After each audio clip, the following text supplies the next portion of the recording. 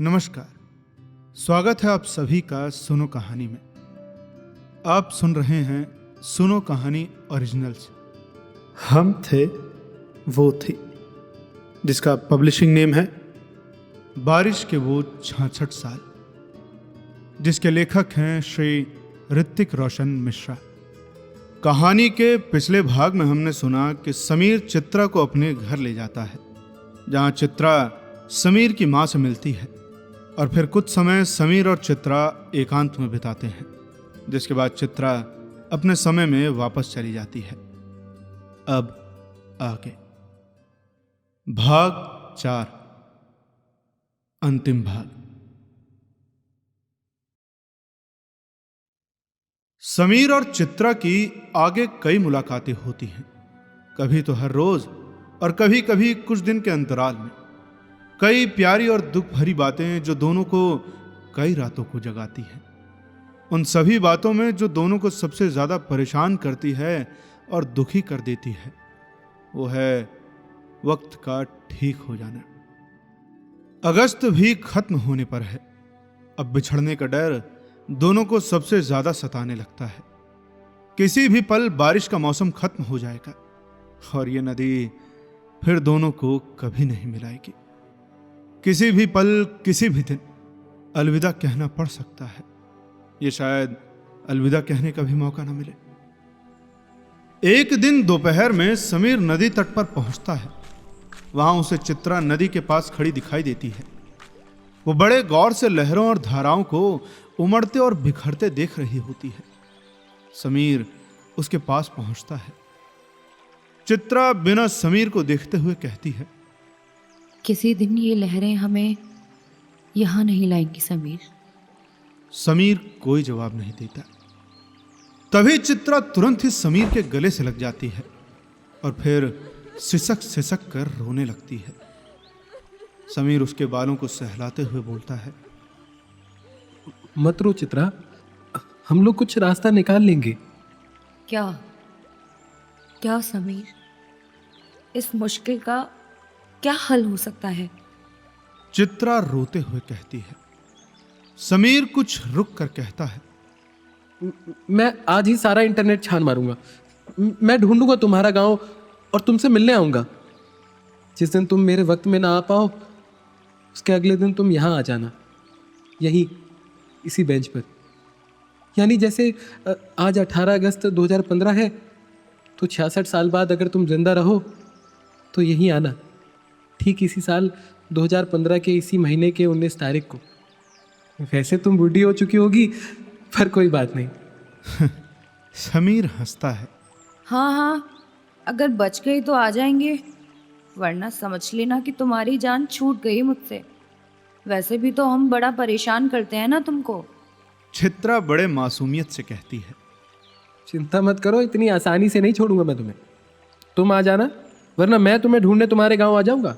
समीर कहता है। चित्रा दुखी थी। तभी समीर को याद आता है कि उसने एक खत लिखा है चित्रा के लिए, जिसमें उसने अपने प्यार का इजहार किया है। वो बड़े उत्सुकता से उसे अपनी जेब से निकालकर चित्रा को देते हुए बोलता है, ये लो, और यहाँ मत पढ़ना, इसे अपने घर पर पढ़ना। चित्रा को मालूम है कि वो क्या है। उसे पता है कि समीर उससे प्रेम करने लग गया है और वो उससे। शायद चित्रा से ज्यादा खुश दोनों दुनिया में इस वक्त कोई नहीं है। चित्रा पत्र को अपने पल्लू में बांधते हुए कहती है, अच्छा, हम जाते हैं। समीर अपने हाथ से चित्रा के चेहरे को छूते हुए बड़े प्यार से कहता है, हम जाते हैं नहीं, बोलो कि हम जल्दी आते हैं। चित्रा मुस्कुराकर समीर के हाथ पर अपना हाथ रख देती है। कुछ ही पल में चित्रा नदी में विलीन हो जाती है। समीर को नदी में तैरता उसका पत्र दिखाई पड़ता है और उसे याद आता है कि चित्रा इस दुनिया से कुछ भी नहीं ले जा सकती, शायद उसका प्यार भी नहीं। समीर के चेहरे पर न उदासी है न हैरानी, केवल कुछ उम्मीद है और कुछ प्रेम। वही उम्मीद और प्रेम लेकर समीर अपने घर चला जाता है। घर पहुंचकर समीर अपना कंप्यूटर खोलकर चित्रा का गांव अमरावली ढूंढने लगता है। उसे कहीं भी चित्रा के गांव की कोई खबर नहीं मिलती। वो सोचता है कि अगर ऐसा कोई गांव आज़ादी के बाद था तो ज़रूर उसकी जानकारी विकिपीडिया पर होगी, पर न जाने क्यों नहीं मिल रही। शायद चित्रा ठीक ही कहती, ये डब्बा ही है, बड़ा डब्बा। फिर वो सोचता है कि शायद चित्रा के गांव का नाम बदल गया होगा, और उस वक्त तो विकिपीडिया था भी नहीं। इसीलिए वो 1949 से लेकर 1952 और उससे आगे के भी सारे अखबार ढूंढने लगता है। तभी उसे कुछ मिलता है जिसे वो बार बार पढ़ता है और एक ठंडी सांस छोड़कर मायूस हो जाता है। उसे एक अखबार पर लिखा मिलता है, बारिश ने मचाई तबाही, पूर्वी भारत के दशकों गांव तबाह, नदी में आई बाढ़ ने ली सैकड़ों जान। पूरे खबर में करीब 22 गांव के नाम होते हैं, जिसमें अंत में अमरावली का नाम भी शामिल होता है। समीर का ध्यान फिर अखबार की तारीख पर जाता है। खबर की तारीख 21 अगस्त 1949 होती है। उसके मन में एक उम्मीद जागती है कि शायद वो चित्रा को बचा सकता है। अगर कल चित्रा आई तो उसे बता सकता है कि वो अपने गांव को छोड़ दे या फिर यहीं रह जाए समीर की दुनिया में। अब उसको न पूरे शाम चैन आता है न पूरी रात। वो रात भर सो नहीं पाता और उसकी पूरी रात करवटें बदलते बीतती है। अगले दिन न वो स्कूल जाता है और न कहीं और। वो सीधे नदी किनारे जा बैठता है, लेकिन चित्रा नहीं आती। कई दिन बीत जाते हैं और चित्रा नहीं आती।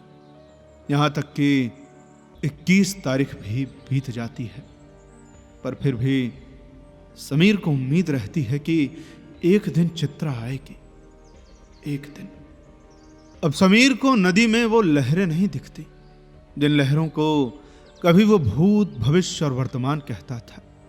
अब वो इतनी शांत हैं कि बहती भी नहीं दिखती। जैसे कोई सांप किसी जीव को निगलकर शांत हो जाता है और कहीं एक जगह पड़ा रहता है, उसी तरह नदी जैसे मानो सैकड़ों जीवों को निगलकर शांत हो गई है।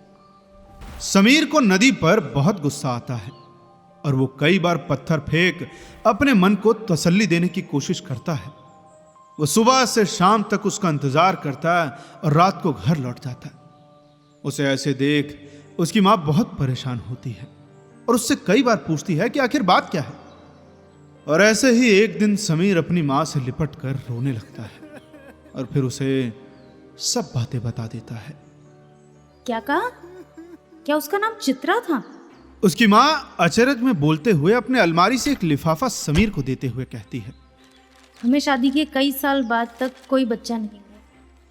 हमने सारी उम्मीद छोड़ दी थी, मगर तुम्हारे जन्म के ठीक 2 साल पहले 1995 की बरसात में एक महिला हमारे घर आई। उसने कहा कि जब आपका बेटा समीर कभी किसी चित्रा को ढूंढे तो उसे ये लिफाफा दे देना। हमने कभी ये लिफाफा खोलकर नहीं देखा। हमें लगा शायद वो कोई देवी होगी जो हमें संतान का वरदान देने आई थी। उसकी उम्र क्या थी?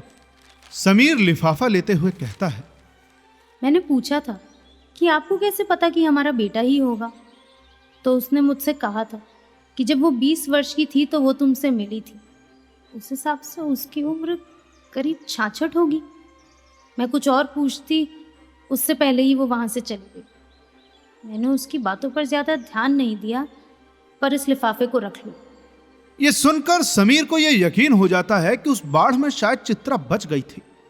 लेकिन अगर वो बच गई थी तो वो उससे मिलने क्यों नहीं आई? तो क्या इसका मतलब है कि चित्रा का पहले ही इंतकाल हो गया था? समीर लिफाफा खोलता है। लिफाफे में केवल एक पता लिखा होता है, पता जो उसके घर से ज्यादा दूर नहीं है, एक पता जो बगल का ही है। तो क्या चित्रा इतने सालों से समीर के ही शहर में थी? और यदि थी तो कभी मिलने क्यों नहीं आई? भला ये लिफाफा क्यों दिया? समीर के मन में कई सवाल थे। वो तुरंत ही अपनी साइकिल लेकर उस लिफाफे पर लिखे हुए पते पर पहुंच जाता है।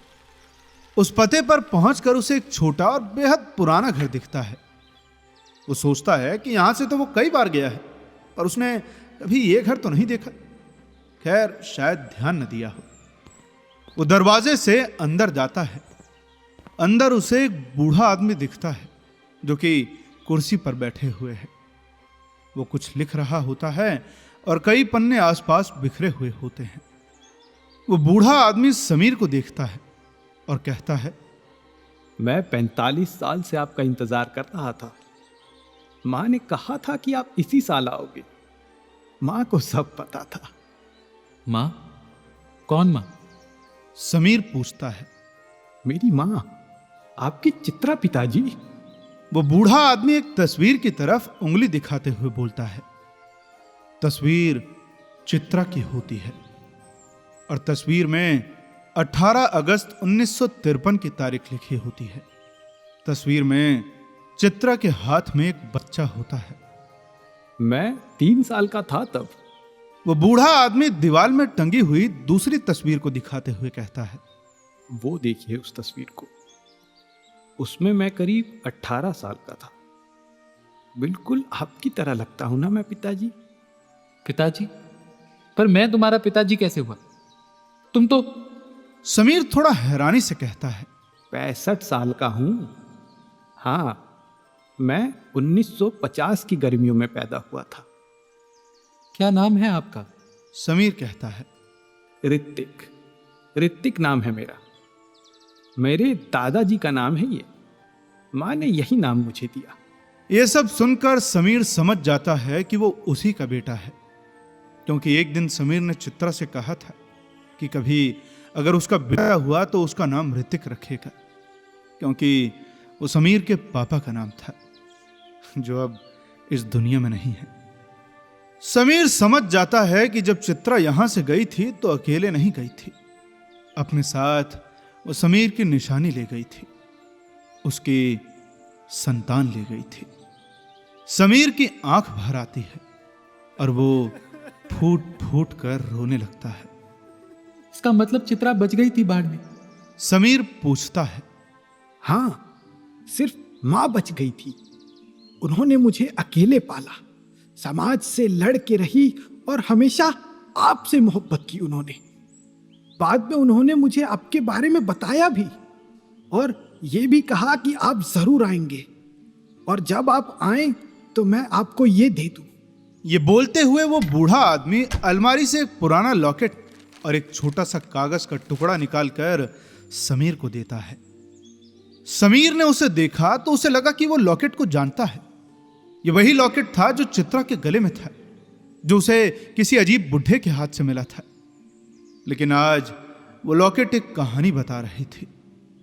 वो बयान कर रही थी इंतजार 66 साल का, 66 उम्मीद के साल, मोहब्बत के 66 साल।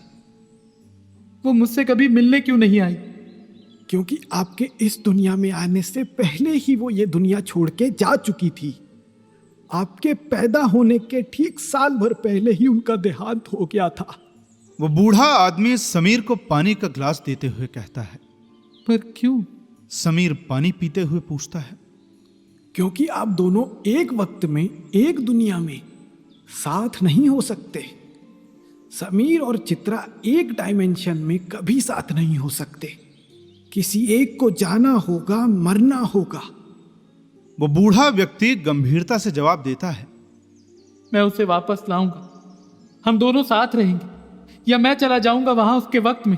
नहीं, आप नहीं जा सकते। मैं जा सकता हूं, मैं उसे रोक लूंगा या वहीं रह जाऊंगा। समीर कुछ हड़बड़ाते हुए कहता है। आप समझ नहीं रहे हैं, ऐसा हो ही नहीं सकता। अगर ऐसा हुआ तो ये जो भी अभी हो रहा है ये कभी नहीं होगा। मैं, आप, हम सब यहां नहीं होंगे।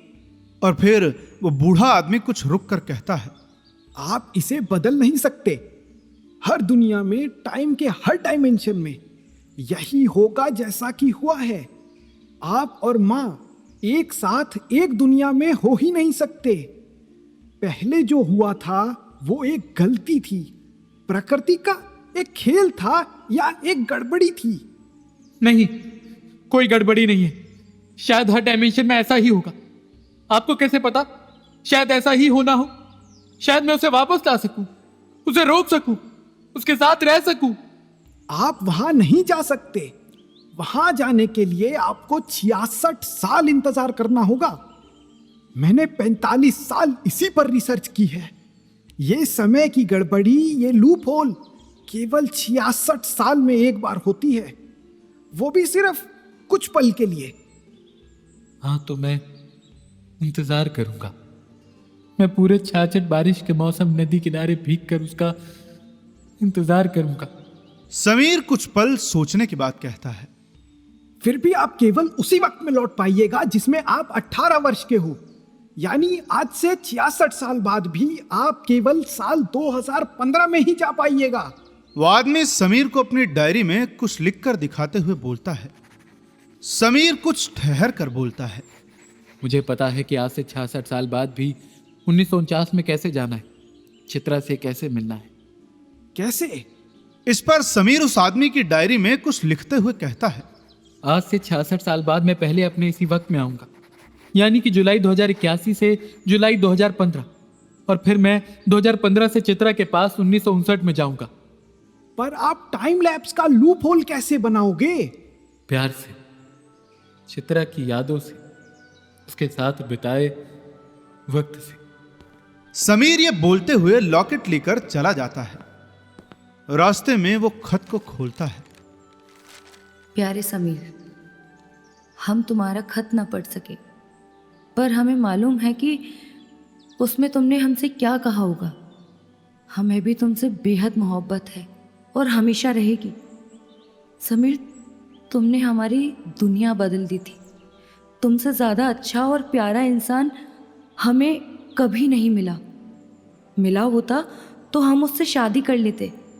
समीर, तुमने हमें ऐसे बदला जैसे खिड़की खुलने पर अंधेरा कमरा बदलता है। तुमने इंतज़ार करने को कहा था तो किए, पूरे 66 साल नहीं, अपनी आखिरी सांस तक किए। तुमने कहा था तो तुम्हारी बात कैसे न मानते हम। बताओ, तुम्हें हमेशा बताना था कि बिल्कुल तुम्हारी तरह प्यारा एक बेटा है तुम्हारा। हमने उसके बचपन में तुम्हारा बचपन जिया, हमने उसके सहारे ही अपनी ज़िंदगी गुजारी। वो बिल्कुल तुम्हारी तरह दिखता है। तुम होते तो, पर खैर, बातें तो इतनी हैं कि पूरी ज़िंदगी बीत गई इस खत में समेटने को। ये खत मिले तो समझ लेना, हर एक दिन, हर एक साल, हर एक बारिश में चित्रा ने तुम्हारे पास लौटने की कोशिश की थी। तुम्हारी चित्रा। साल 2081 यानी कि 2081। समीर पूरे 66 साल उस एक पल, उस एक बारिश का इंतजार करता है। अब वो करीब 84 वर्ष का एक बेहद कमजोर और बूढ़ा व्यक्ति हो गया है। शरीर से कमजोर, पर समीर के इरादे आज भी मजबूत हैं। जुलाई 2081, जैसे कि उसने कहा था कि वो 2081 से 1959 आ जाता है। वो नदी से निकलते ही एक कच्चे रास्ते पर चलने लगता है। बहुत तेज बारिश हो रही होती है। तभी उसे सामने से चित्रा आती दिखाई देती है। उसके 66 साल के इंतजार का फल उसे आज मिलता है। उसे देख समीर के खुशी का ठिकाना नहीं रहता। वो उसे महसूस करना चाहता है, छूकर देखना चाहता है। और तभी वो उसके करीब जाकर चित्रा का हाथ पकड़ लेता है। चित्रा घबराकर अपना हाथ छुड़ाते हुए समीर को धक्का दे देती है। समीर के हाथ में पड़े लॉकेट से उसे हथेली पर चोट लग जाती है और वो लॉकेट उसके हाथ में ही अटक जाता है। इन्हीं सब के बीच समीर नीचे सड़क पर गिर जाता है और तभी एक बैलगाड़ी वाला उसे तेज बारिश में नहीं देख पाता और उसके कमजोर शरीर पर गाड़ी चढ़ा देता है। मरते हुए समीर चित्रा को जाते हुए देखता है। समीर खुश है क्योंकि चित्रा समीर से ही मिलने जा रही है और समीर आंखें बंद कर लेता है। वो ये समझ जाता है कि समीर और चित्रा कभी भी एक वक्त एक साथ एक दुनिया में नहीं रह सकते। वो आखिरी बार धीरे से हवाओं को कहता है। आए बारिश के छाछट सा। अगर आप यहां तक पहुंच गए हैं तो जरूर आपको यह कहानी बेहद पसंद आई होगी।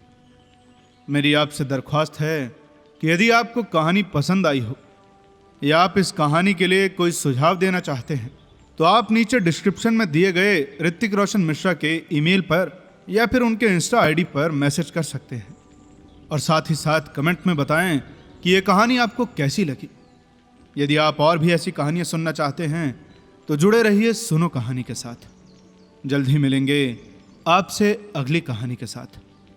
तब तक सुनते रहिए सुनो कहानी की अन्य कहानियां। धन्यवाद।